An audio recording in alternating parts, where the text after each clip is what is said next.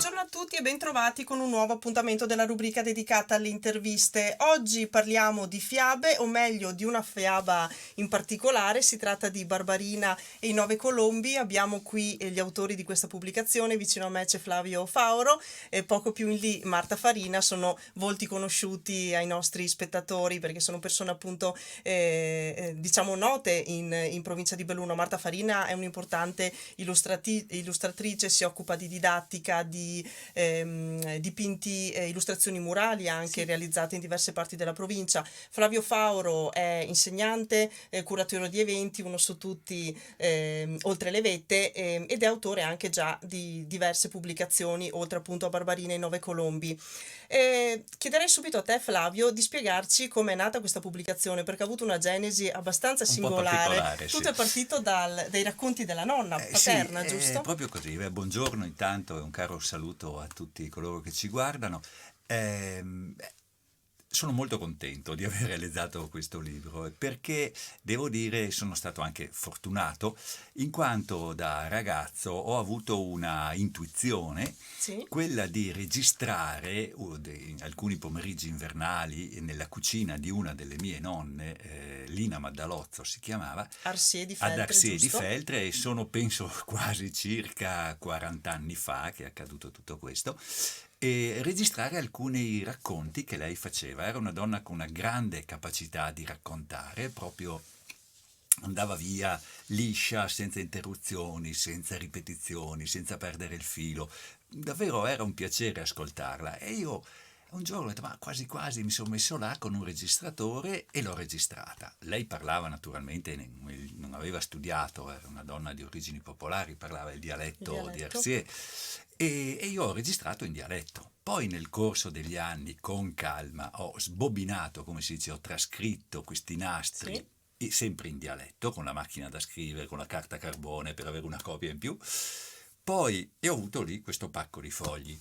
Poi sempre con il passare degli anni li ho trascritti in italiano, tradotti in italiano, e li ho lasciati là. Erano una cartellina gialla con scritto fiabe, e ogni tanto mi capitava in mano e dicevo, ma prima o poi dovrò fare qualcosa con queste storie. Sì. E una sera, parlando proprio questo, raccontando questo a Marta, che è una persona con entusiasmo, così aperta, curiosa, ho detto, dai, fammi leggere questa storia. E appunto erano 4 questi racconti che avevo registrato dalla nonna, e quello che a me sembrava il più bello, il più lungo, il più originale per certi versi, l'ho fatto leggere a Marta, e lei mi ha telefonato dopo 2 giorni, mi ha detto, bello, bello, troviamoci, parliamone, dai. E ci siamo trovati un bel po' di volte a discutere, a capire cosa fare, come, eccetera. Poi Ed abbiamo trovato molto facilmente un editore, perché il Kellerman. progetto è bello secondo noi, Kellerman, sì, Roberto D'Are di Vittorio Veneto, e eccoci qua, a novembre è uscito questo libro e siamo molto contenti.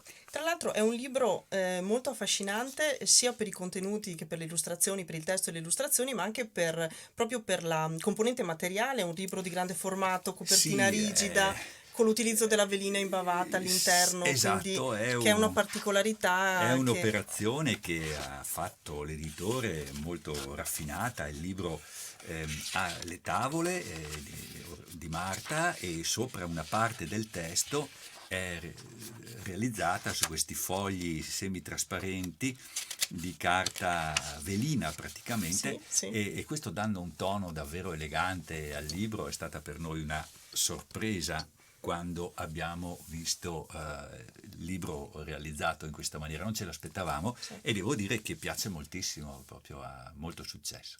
Marta, lascerei la parola a te. Come sono nate le illustrazioni? Perché questo libro è un caso esemplare di come testo e immagini vadano insieme, vadano a braccetto e si compenetrano, si arricchiscono a vicenda. A video potete vedere, chi ci segue può vedere la copertina. Puoi spiegarci, Marta, come sono nate le illustrazioni? Perché un'illustrazione non nasce a caso in poco tempo, c'è dietro tutto uno studio, e anche Fauro spiegava nella prima presentazione del suo libro che tu hai dovuto fare delle ricerche dell'iconografia classica e popolare per arrivare a produrre queste illustrazioni. Assolutamente sì. Infatti il lavoro di ricerca è durato, io direi, quasi un annetto, perché dal momento in cui mi è stato consegnato il testo da Flavio, in doppia versione, quella dialettale e anche quella, diciamo, in italiano, Sì. tradotta in italiano, è passato del tempo, perché io avevo bisogno di fare un po' mente locale su tutti i personaggi che c'erano, ce ne sono tantissimi nel libro. Alcuni ho dovuto proprio scartarli per mancanza di spazio, perché non potevano starci. Avevamo un numero limitato di pagine entro le quali stare e quindi ho fatto una ricerca approfondita sull'iconografia classica per quel che riguarda le figure delle streghe, per Sì, esempio, sì, le figure dei giganti, sì. perché andavo a rapportarmi con figure che sono molto note e sono state straillustrate anche nel passato Infatti. e nei secoli. Per cui nel mio PC ho cominciato a fare una cartella di immagini di pittori, per esempio classici della storia dell'arte, di illustratori anche di altre epoche, e a fare una sorta di raccolta di visi anche, che mi sarebbero serviti per realizzare poi le varie illustrazioni. Per cui sono andata avanti mesi, senza fretta. Ecco, io quello che ho detto a Flavio, quando mi ha dato il testo, ho detto: Flavio, questo testo merita del tempo. Certo. Non può essere fatto in fretta, deve essere fatto con il criterio che a me piace mettere nei libri, e che è quello della ricerca. Per cui anche la scelta cromatica dei colori. Sì. C'è una palette di colori molto ristretta, Sì, che torna sì. in tutto quanto il Sì. libro.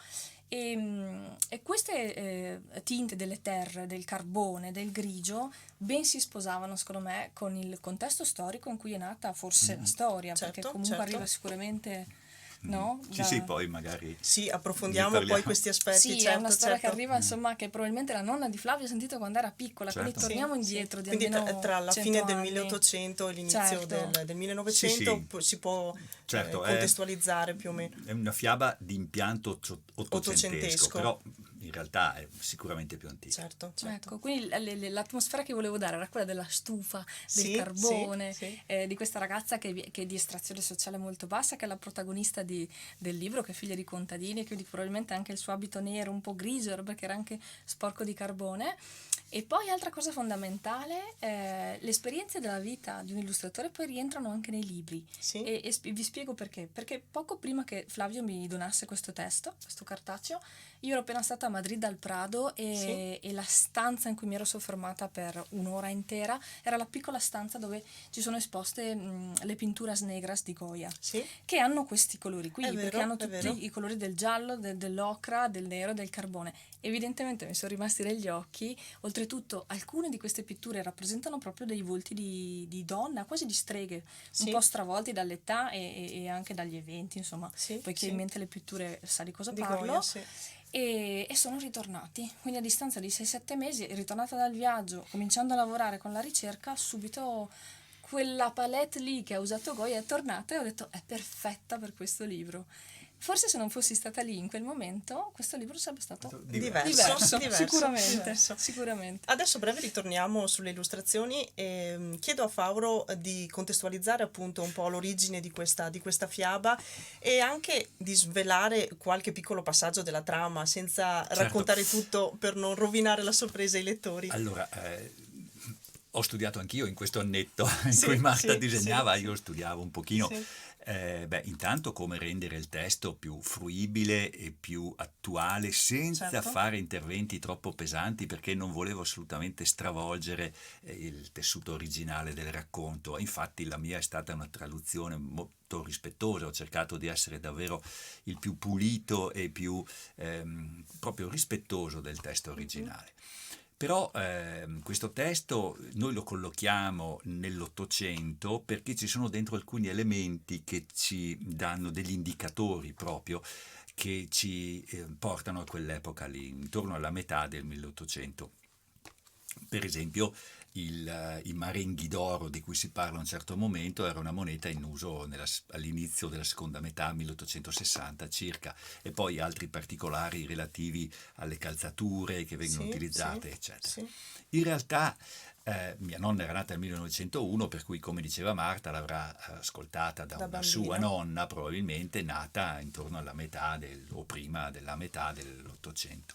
In realtà è una fiaba più antica, ma è facile dirlo perché tutte le fiabe sono molto antiche. Esatto. Studi recenti collocano le fiabe, alcune fiabe, non tutte, intorno addirittura al 4200, 4-5000 avanti Cristo. perché sono stati studi di linguistica che hanno trovato dei riferimenti a livello europeo, dei riferimenti tra dei termini e dei concetti di tipo indoeuropeo e di tipo Sì, sì. germanico, come dire, delle rispondenze linguistiche che hanno portato a una datazione appunto relativa all'età del bronzo addirittura in qualche caso.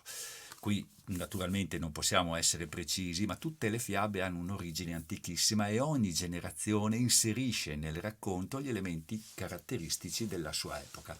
Certo.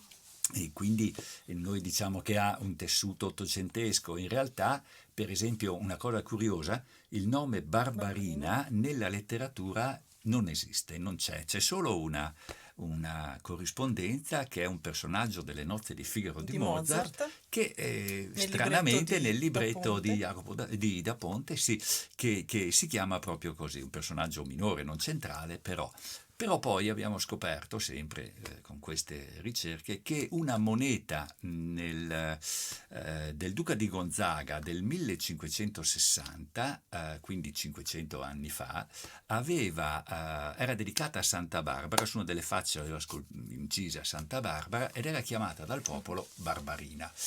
In realtà questo nome non è in letteratura, però sappiamo che ha qualche ritorno, cioè ci sono delle persone, delle donne di una certa età nel Feltrino, non giovani perché è un nome proprio abbandonato, ma persone molto anziane, che comunque non ci sono più, che venivano chiamate così. Quindi è un nome perduto, però non c'è in letteratura, però nella memoria ricorre, sì.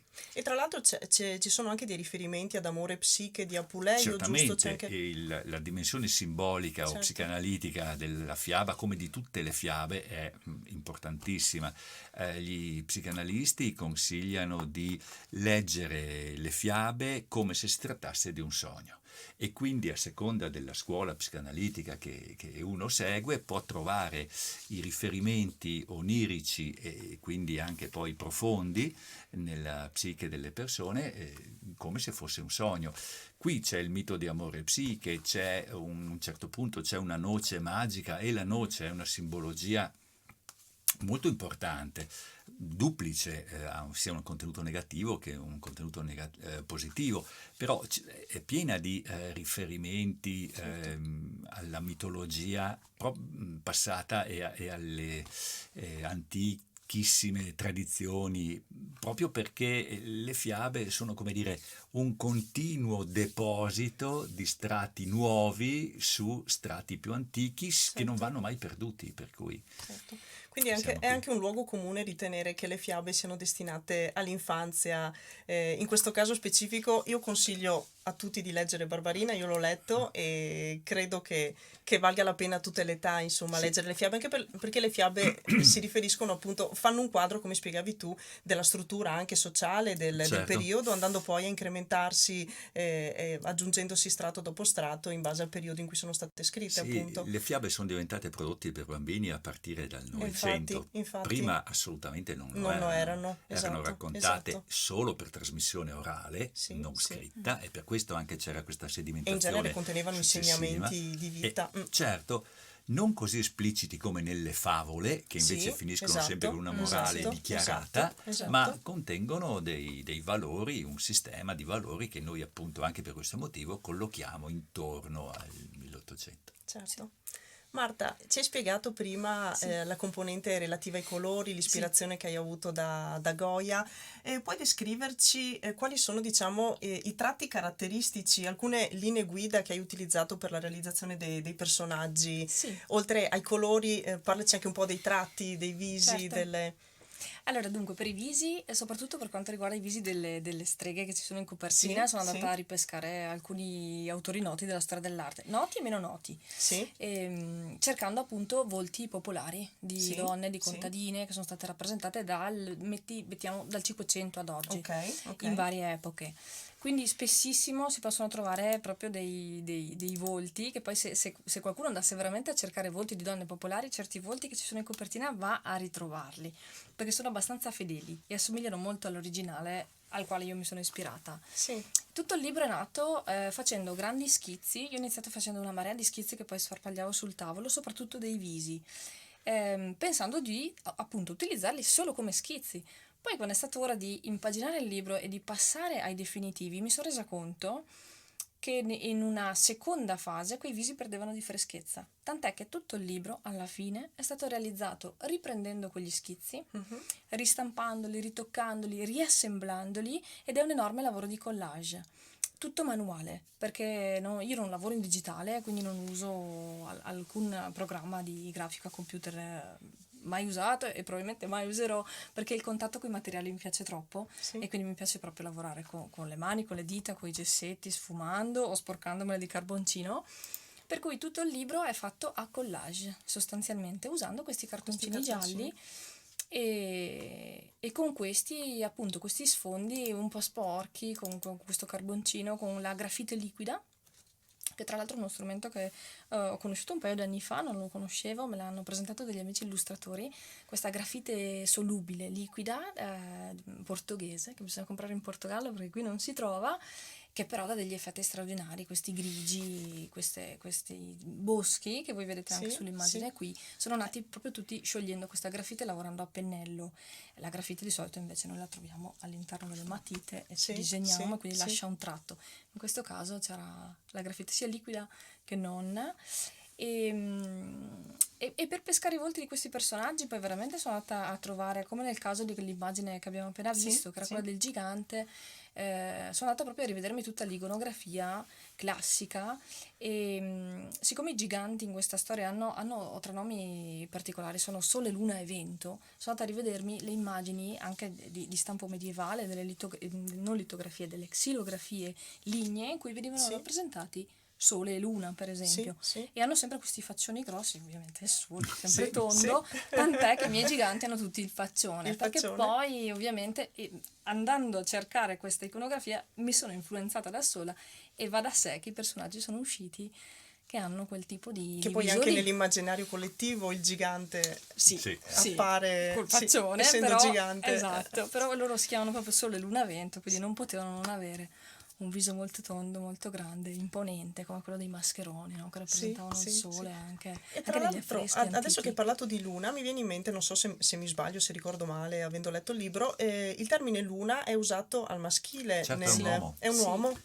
Luna è un uomo, i anche Sole, tre Sole tutti e e tre. Vento sono tre uomini, tre fratelli Sì, con madri diverse. ecco. Perché nelle fiabe si può fare anche così.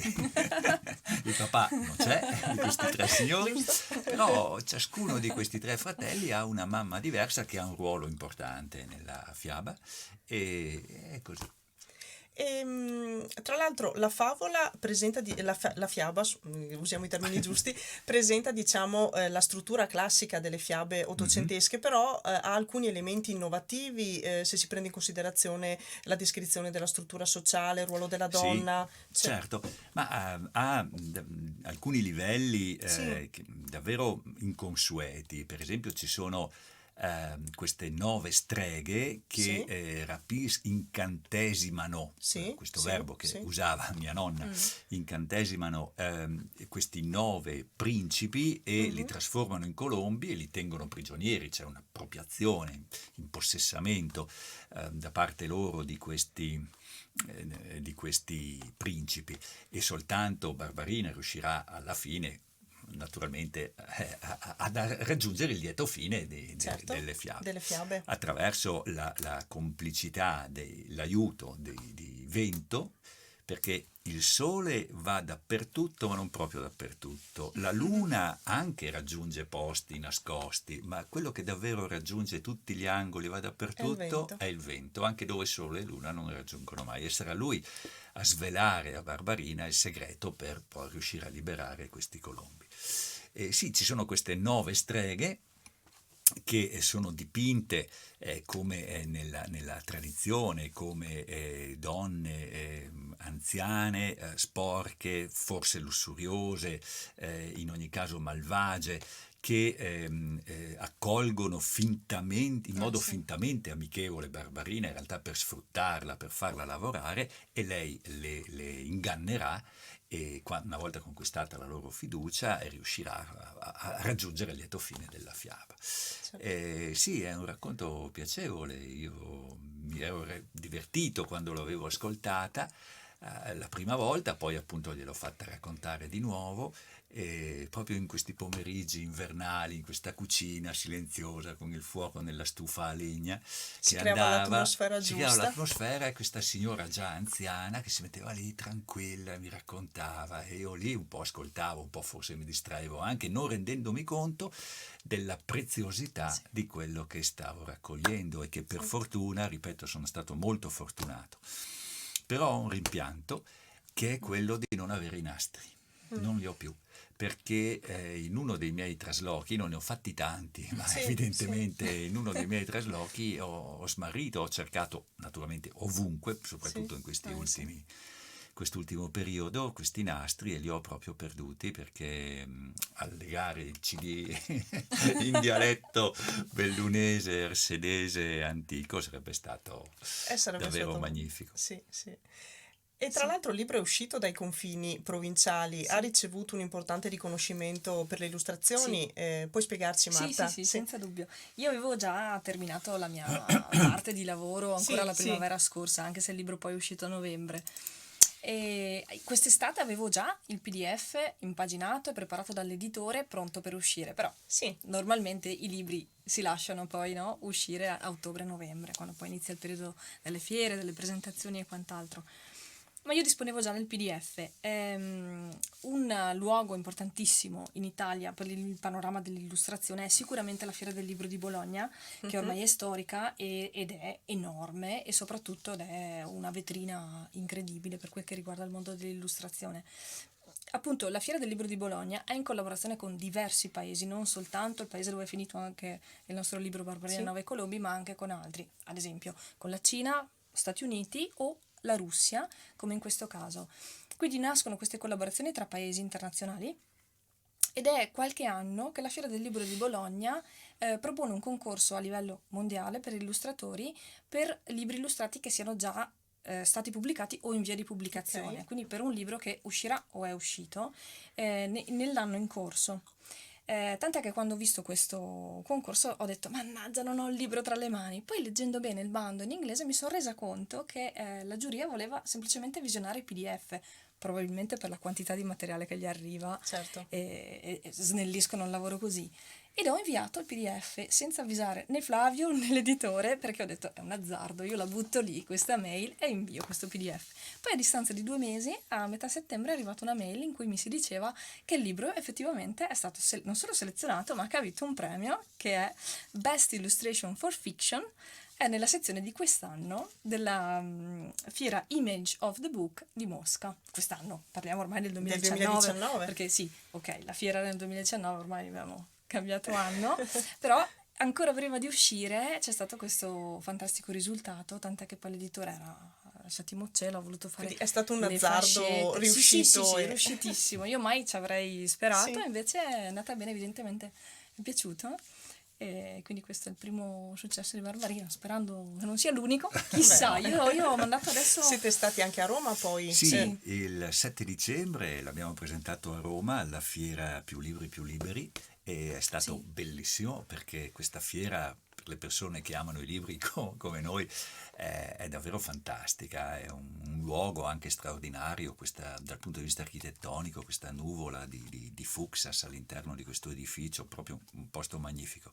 L'abbiamo presentato a Roma e tra pochi giorni lo presenteremo a Milano il 19 gennaio al Salone della Cultura Sì. sui Navigli, che è una rassegna appunto di editori contemporanei e anche di libri antichi, per cui sarà un confronto proprio tra Barbarina, troverai i suoi coetanei. Sì. Giusto? Ecco, a noi fa molto piacere, a me personalmente, ma anche a Marta, perché parlare con le persone, raccontare queste storie, come stiamo facendo adesso, dialogare con i potenziali lettori o con qualcuno che li ha già letto, perché è proprio una maniera per confrontarsi al di là di uno schermo, di un monitor, Certo. per confrontarsi, per spiegarsi bene, per accogliere osservazioni, domande, curiosità. Per cui ho scoperto che è proprio un bel momento quello di incontrarsi per parlare di un libro e delle storie come con altre persone che non si conoscono, ma il bello è forse è proprio È quello lì. proprio questo, giusto, giusto.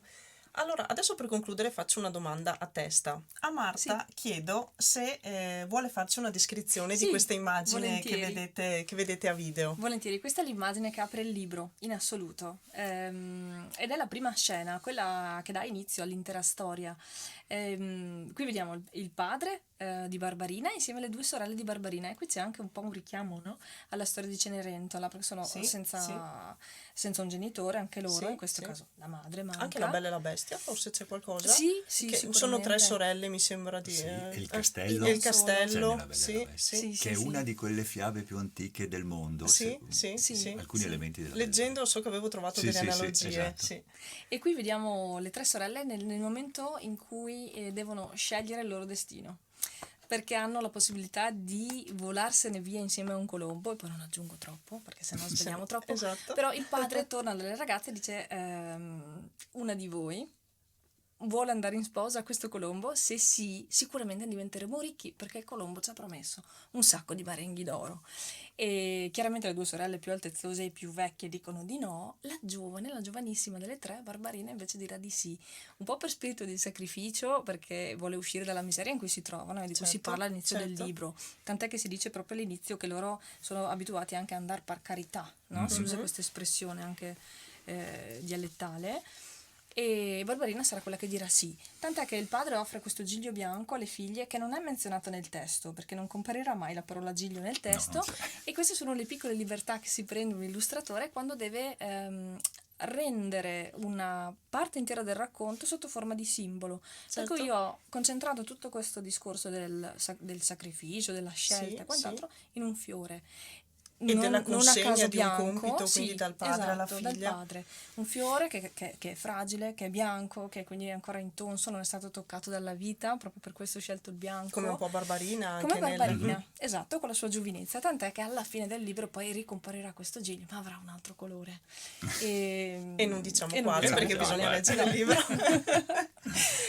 A te Flavio chiedo, all'inizio dicevi che tu hai registrato diversi racconti di tua nonna, Sì, di Nina Madalozzo, 4. C'è la possibilità che dagli altri racconti narrati dalla nonna, oppure anche da altre appunto narrazioni, possa nascere una nuova collaborazione, Allora. una nuova pubblicazione Magari. a firma Magari. Paolo Farina?